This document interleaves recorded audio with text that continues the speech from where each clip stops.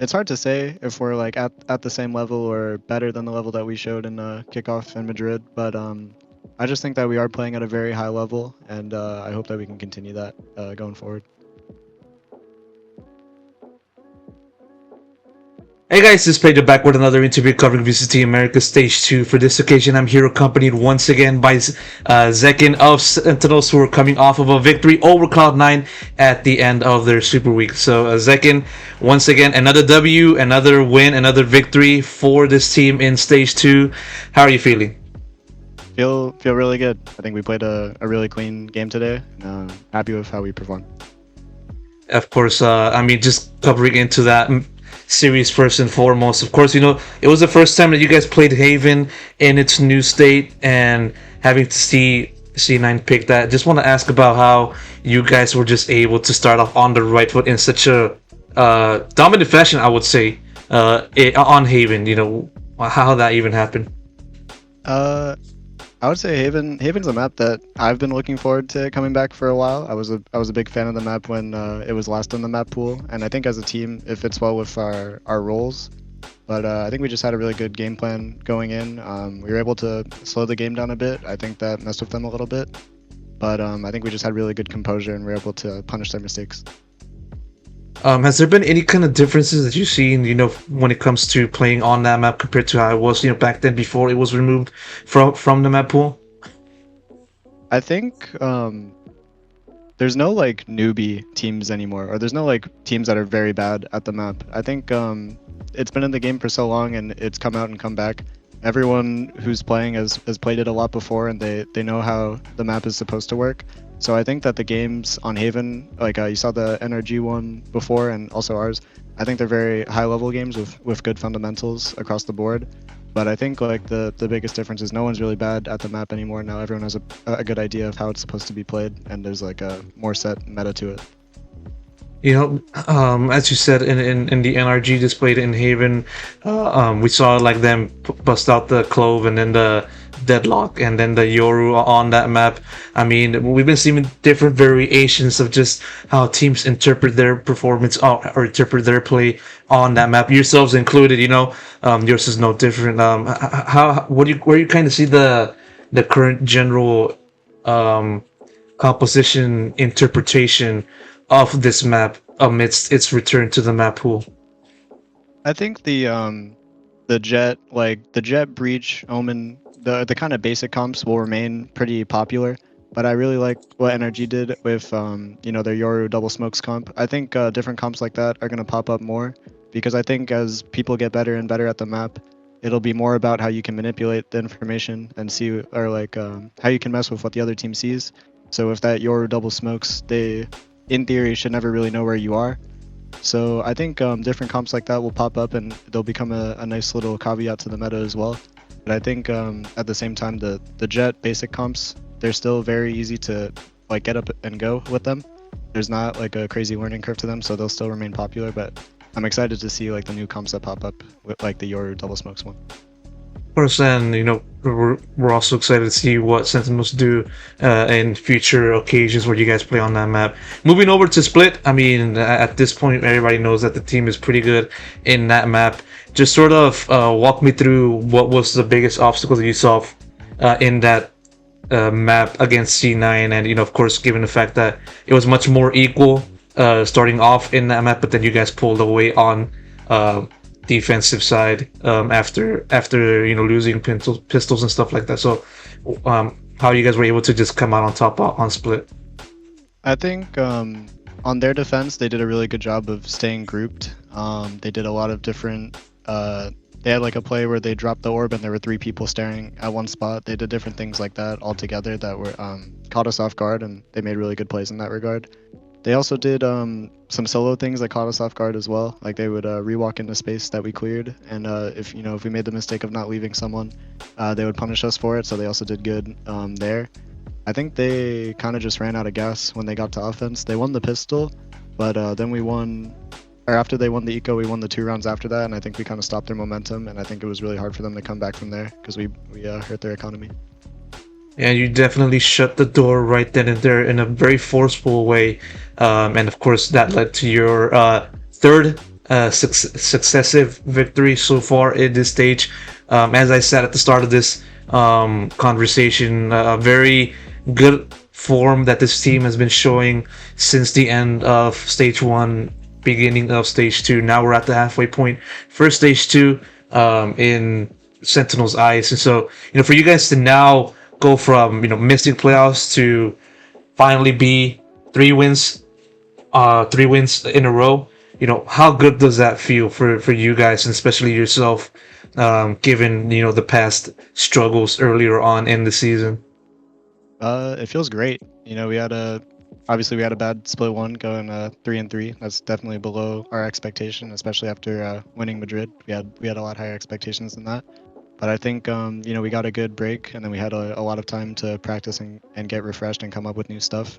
And I think we've been showing good form and good fundamentals in these matches. I'm just really excited to see how good we can keep doing, and I'm just really happy to be 3-0 at the end of these 3 matches.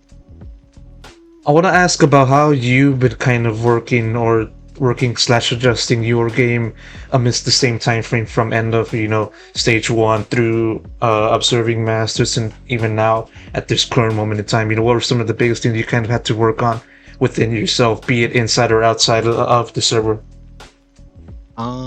Outside of the server, I've been going to the gym. That's probably the only thing that I've been doing outside the server. But when Shanghai happened, I was watching, and I got like the itch. I was like, oh man, I really wish I was there. I really want to compete. So it was really big for my motivation to be able to watch that.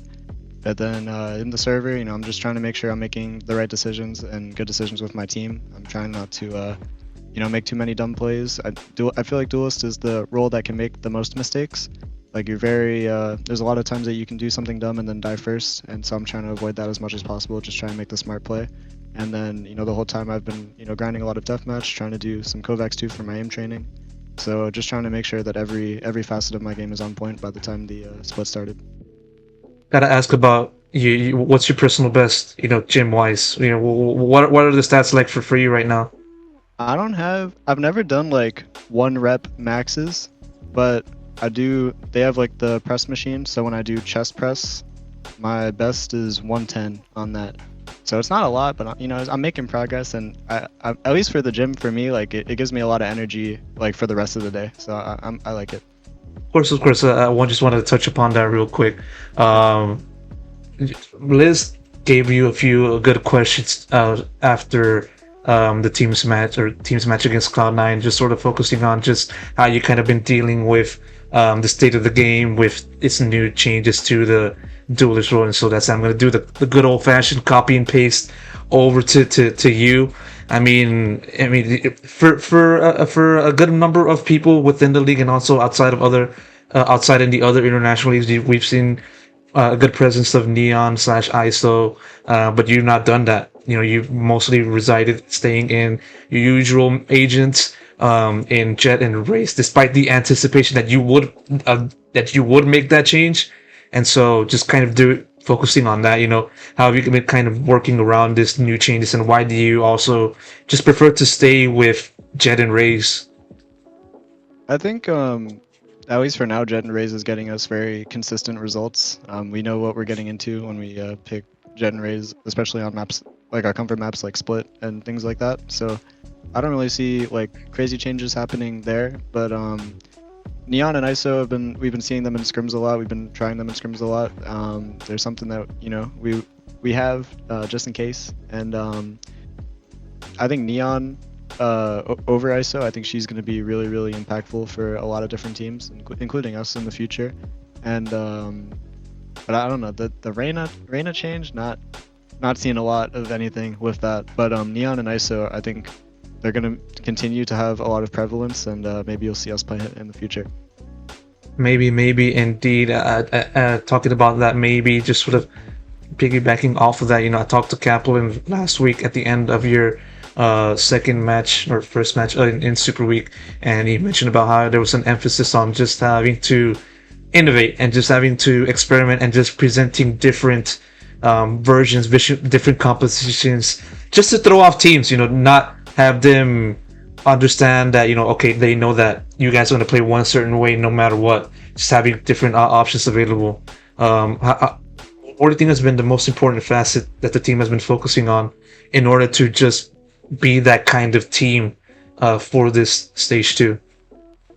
I think we're very lucky to have a lot of very flexible players. So we're able to play different agents and even do things on the fly sometimes. So you saw how we changed our Lotus comp from the Deadlock one to the Breach one. We can do things like that. I think we've been doing a good job of innovating, but I think it's like not the way that people would think. Like we're not going like crazy trying to come up with something incredible, like this incredible new unbeatable comp. But just like little changes that we think will be good for us or will catch another team off guard. I think we're doing a good job doing that and taking it match to match and making sure that we're playing the right things. Amidst the team's good form in stage 2, winning 3 straight in a row, something that I've been repeating so far so often in this conversation, now people are now starting to look at Sentinels as the best team in the league once again compared to how it was, back in kickoff around that time. Where do you kind of see the current level of the team compared to how it was, after you guys won kickoff and were in Masters Madrid? Do you kind of feel that the team is back up to that level, or do you feel maybe it surpasses that level? Where do you kind of see the level? It's hard to say if we're like at the same level or better than the level that we showed in kickoff in Madrid, but I just think that we are playing at a very high level, and I hope that we can continue that going forward. For sure. One more question before I wrap it up. After winning against C9, you guys have the next week off, and then it's not until the 14th of July, 2 weeks before you guys then play again. This time against G2. Just sort of how are you guys going to just work on around this upcoming schedule? Not having any matches to play officials late up until like literally the last match of the regular season because you guys are scheduled for that. Well, I know I'm gonna go home tonight and take a very fat nap, but going past that, going into practice, we're gonna be, trying to review G2, see what we can do to anti-strat them, and review ourselves as well, see what we can improve on and keep getting better at. Maybe we'll do a little more innovating, a little more crazy stuff that the fans will like, but I think we'll have some good rest and then try and have as good of practice as we can to get in good form for the G2 match. For sure. Hopefully you guys are able to do that. Zekken, thank you so much for taking this. Oh, one more thing. I just want to ask this one quick question before I wrap it up. I mean, as a result of me doing plenty of interviews and many people watching these interviews, conversation with yourself and all other players, people have been kind of commenting about how I resemble Sassy, your teammate. I gotta ask you right now, do you see the resemblance? Because it's kind of been bothering me for a little while. I can see it. I mean, you guys both got beard glasses combo. I feel like I could see it. I just gotta ask about that because it's just been on my mind for a good while, so I had to ask. Zekken, thank you so much for taking the time during this interview once again. I really appreciate it. Of course, congrats on the victory once again, and of course, Thank you. Best of luck for you moving forward. Thank you.